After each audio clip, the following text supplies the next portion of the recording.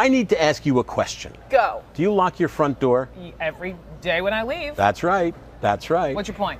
That's the moment. That is the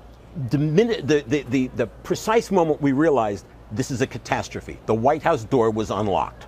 It was unmanned and unlocked. The White House door. Now, there's a reason why this has been going on, and you can trace it back for about 15 or 16 years. At the end of the 1990s, there was great turmoil in the Secret Service as a number of senior managers left.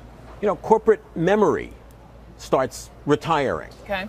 By 2002, George Bush made a humongous error in creating Homeland Security and taking the Secret Service out of Treasury.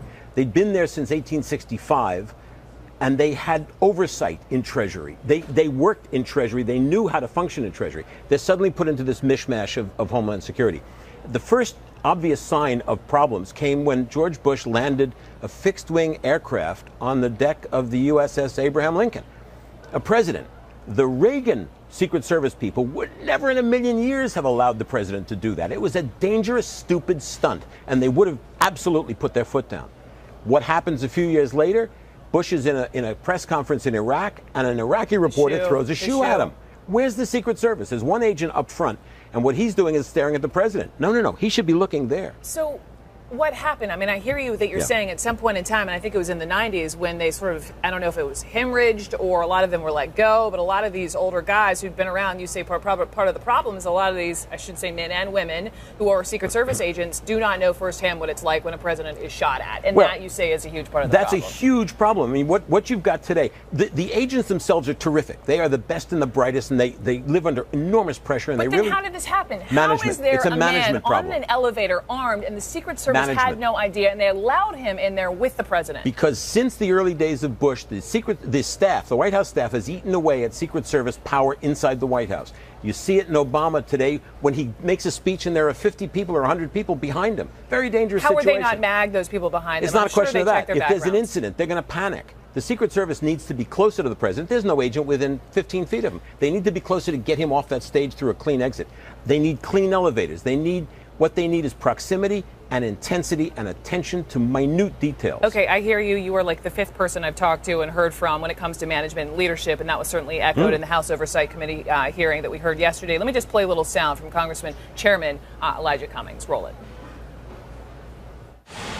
What percentage of the time do you inform the president if his personal security is in any way, shape, or form been breached? Percent of the time, 100% of the time, we would advise the president. In calendar year 2014, how many times has that happened?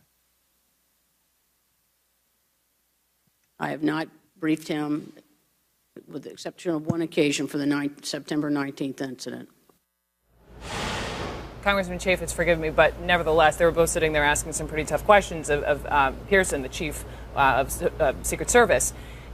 If you say leadership, do you think it's fair, though? Let's give her the benefit of the doubt just for a second. No, she may have no idea what happened. No, was there a breakdown no. There is no benefit of the doubt. There is absolutely no, absolutely not. The Secret Service cannot afford a mistake. A mistake is November 22nd, 1963. Right. That's what a mistake looks like. They cannot afford a mistake.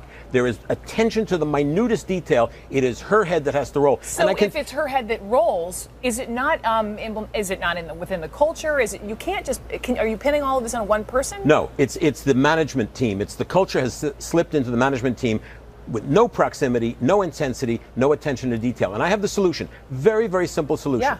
You bring in new management team who have worked on PPD, and you bring in Presidential Protection Division. Okay.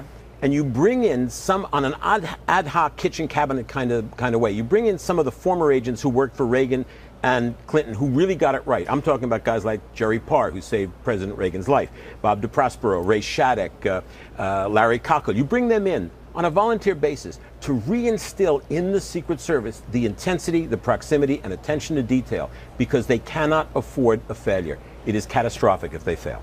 Are you worried about the president's security? I am with this bunch, absolutely. Absolutely. The Reagan people knew what it was to almost lose the president. These people don't.